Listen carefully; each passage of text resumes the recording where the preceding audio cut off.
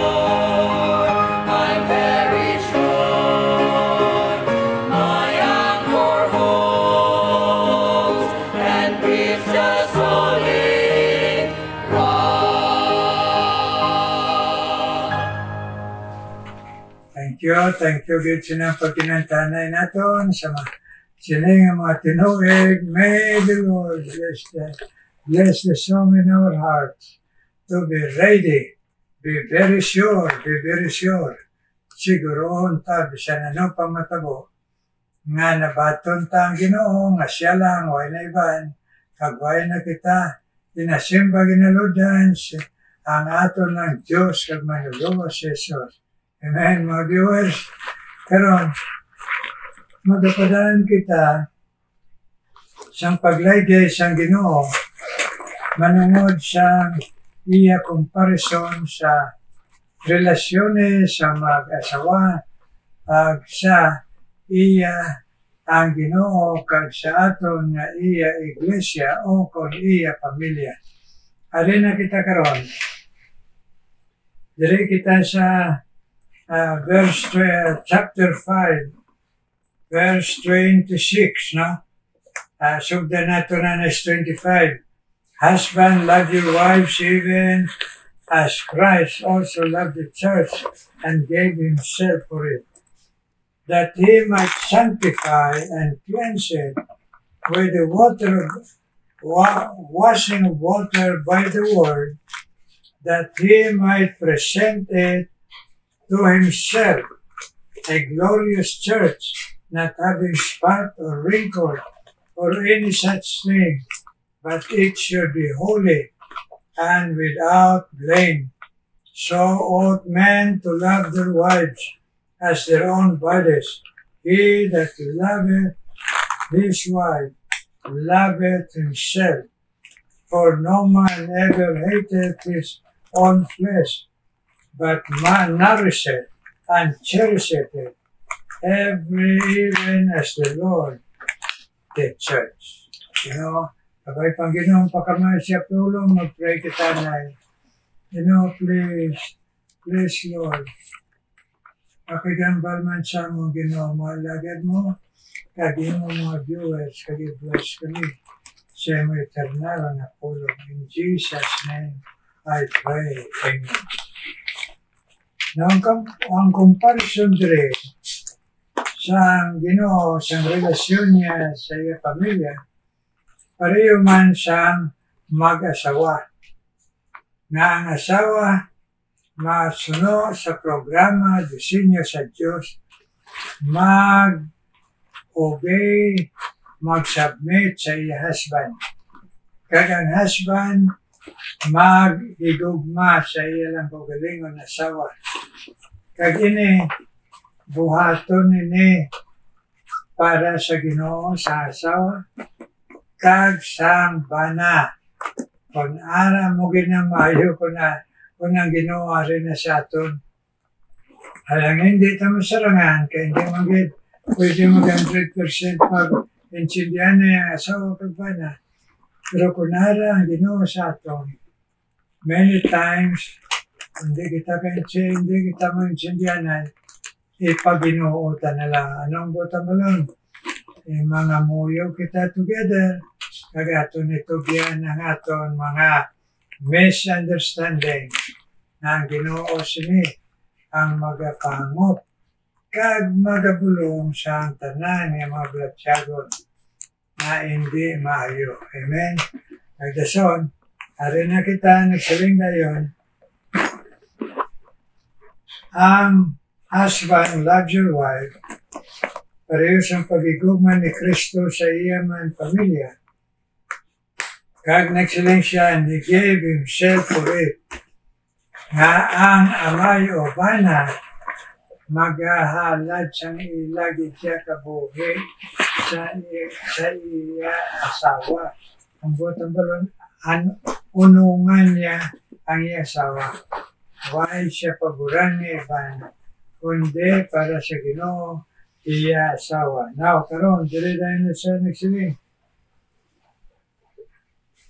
As He might sanctify and cleanse with the washing of water by the word of God. Para nga sa paghigugmaanay, at paghangpanay, kag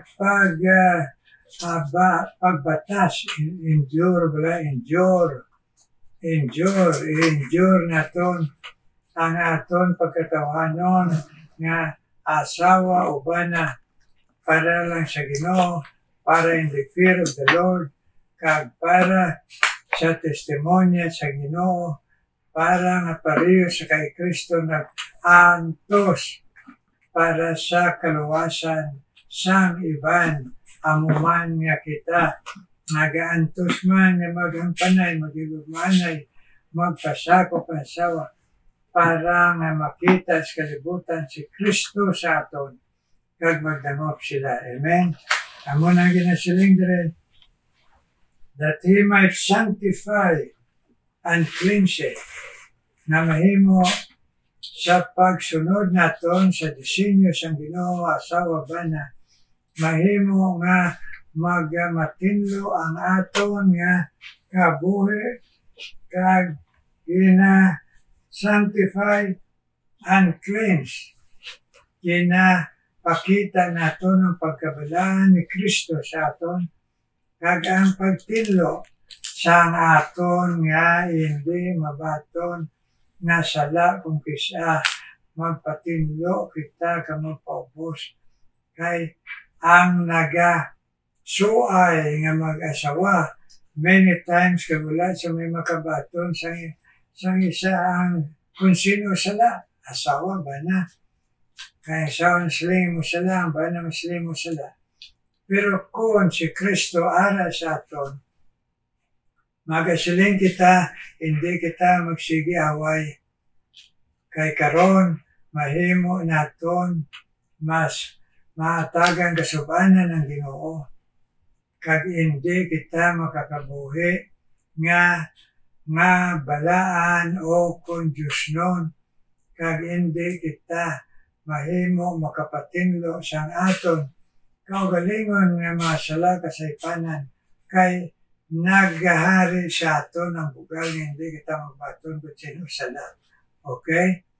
So dumdumon ta lang, amo na ang laygay sang Ginoo para nga magakabuhi kita nga balaan kag natinluan sa ngamili nga dugo ni Jesus.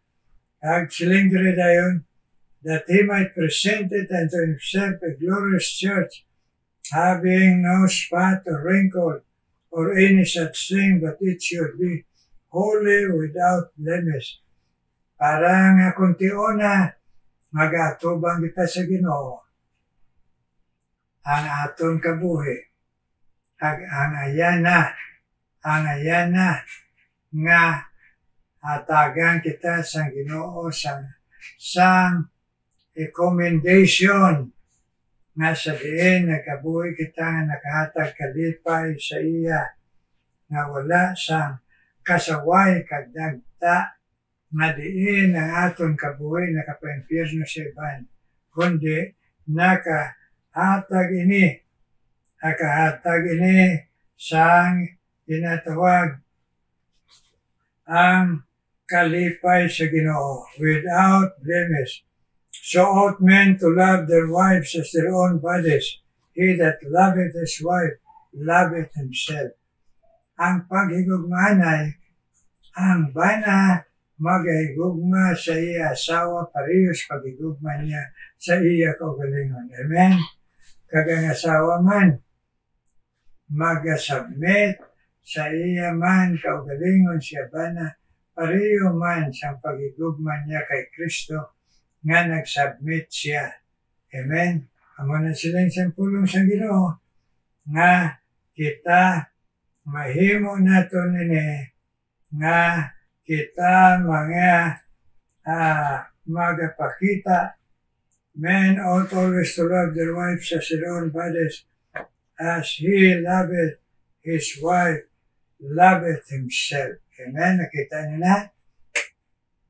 Kung nagigugma kasi mo kaugalingon, pareho man ang pagigugma mo sa asawa. Kagamo man ang asawa. Ang ambot ang balon, kung ano gani ang imo na namian, sa bayo na, pagkaon na, amo man ang ipanami mo sa asawa sa imo bana. Amen? Okay. So naripagid. Siling dire, so ought men to love their wives as their own bodies.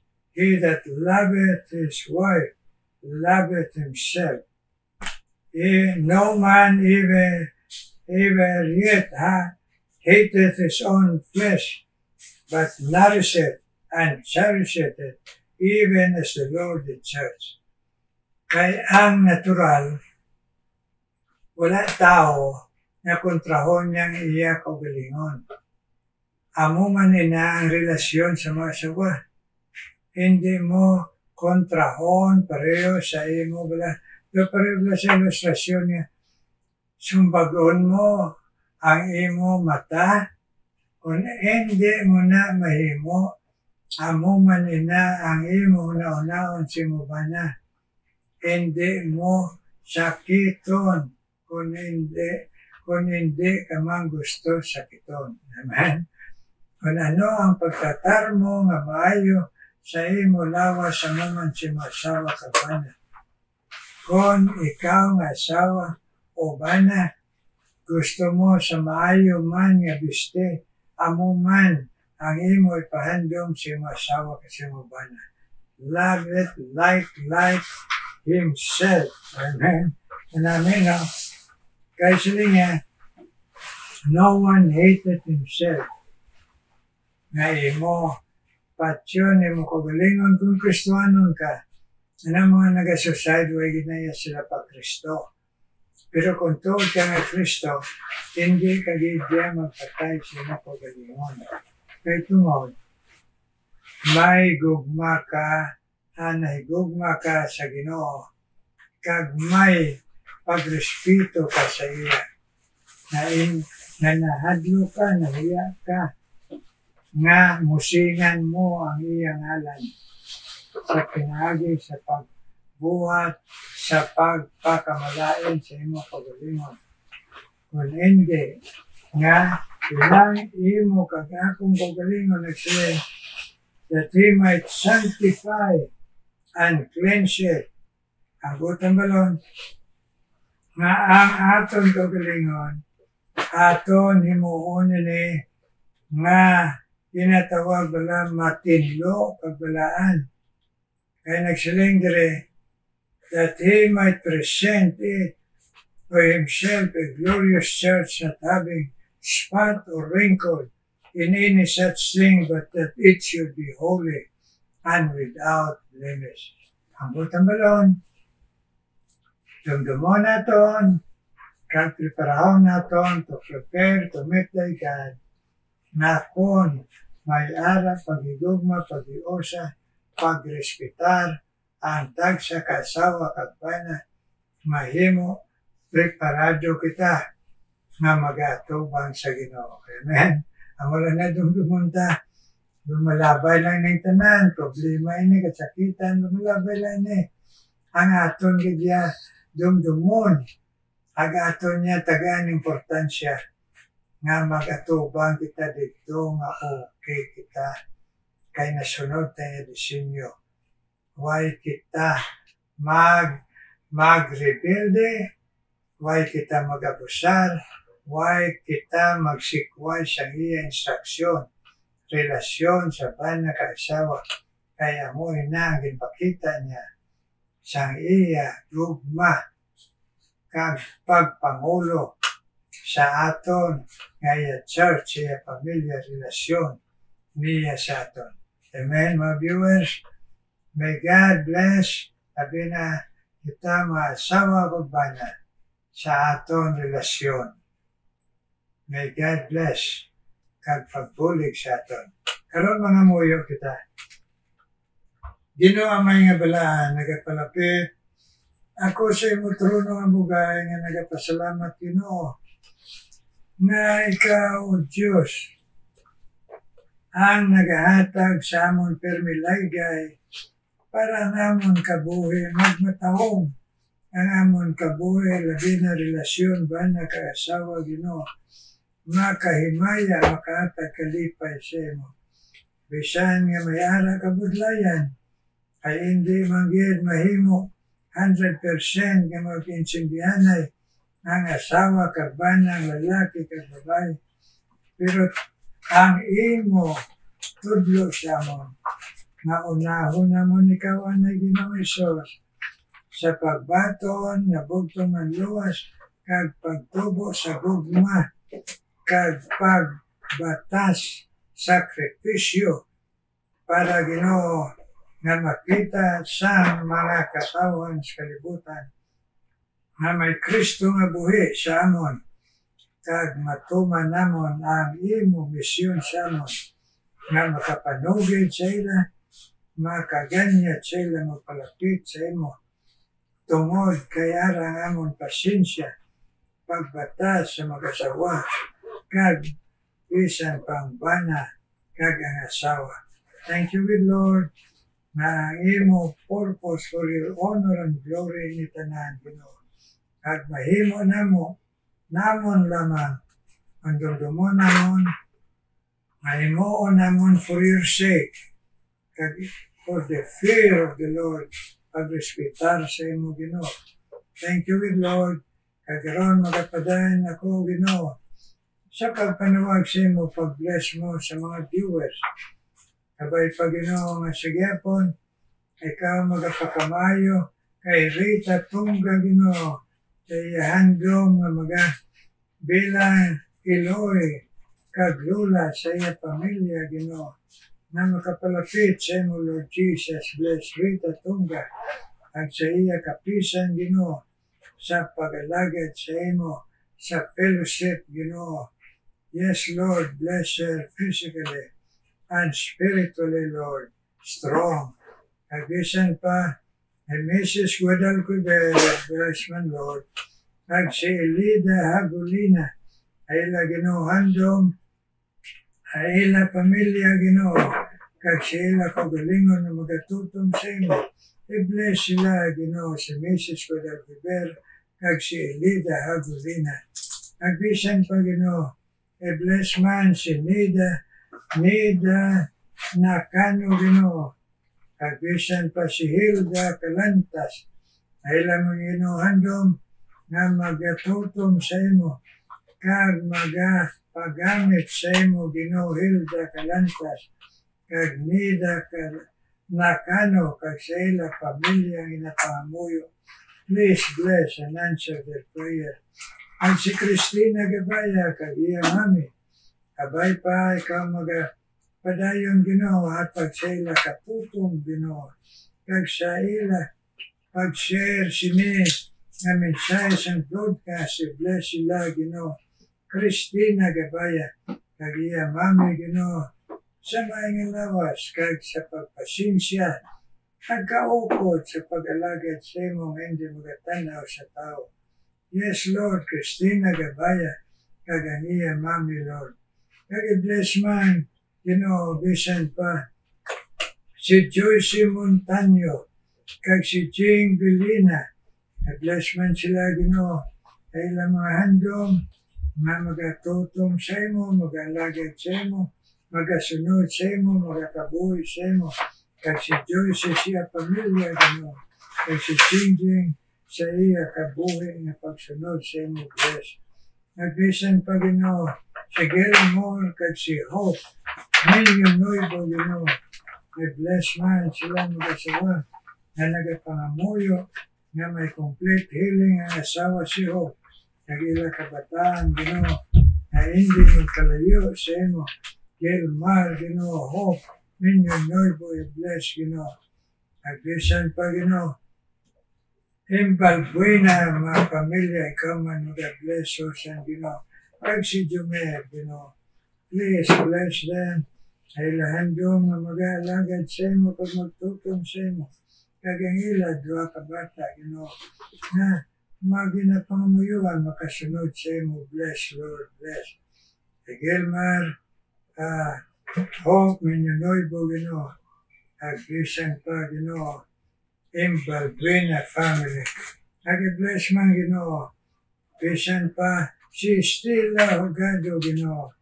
Ag si Viola Gabuelo. I-bless ni sila Ginoo. Ay laman nga handom bisan sa kaluyaon sa lawas na magatutom pag-alagad pagsimba sa imo. Kag ila mga pamilya na ikaw man magatandog na palapit sa imo, Lord Jesus, Stella Hogado, nag-Viola Gabuelo, bless.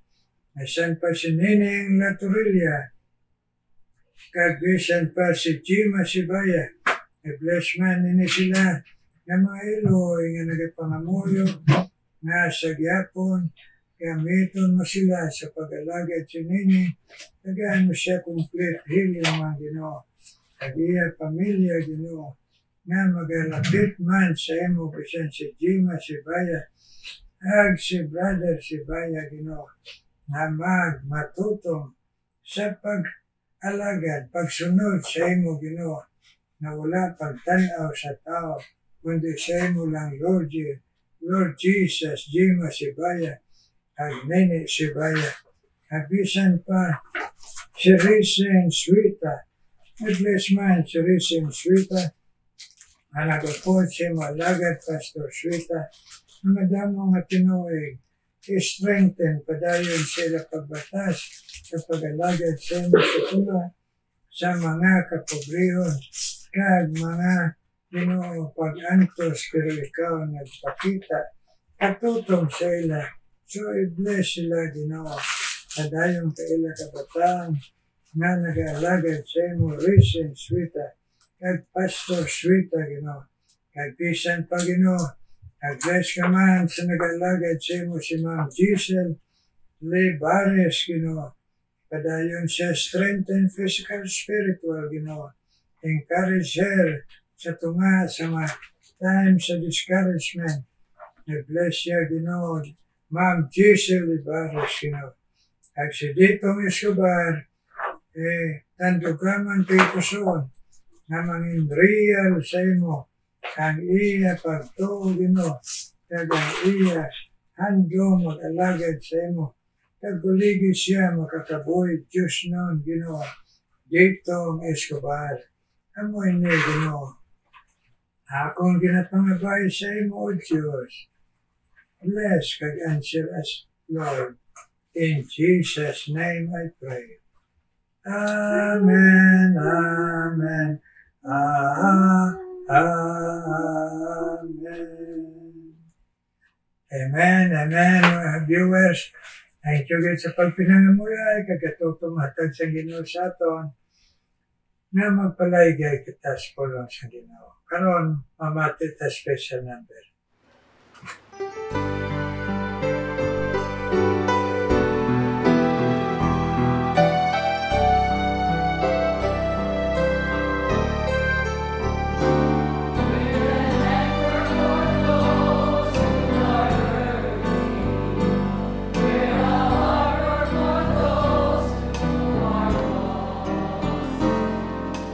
Sometimes it's not always easy.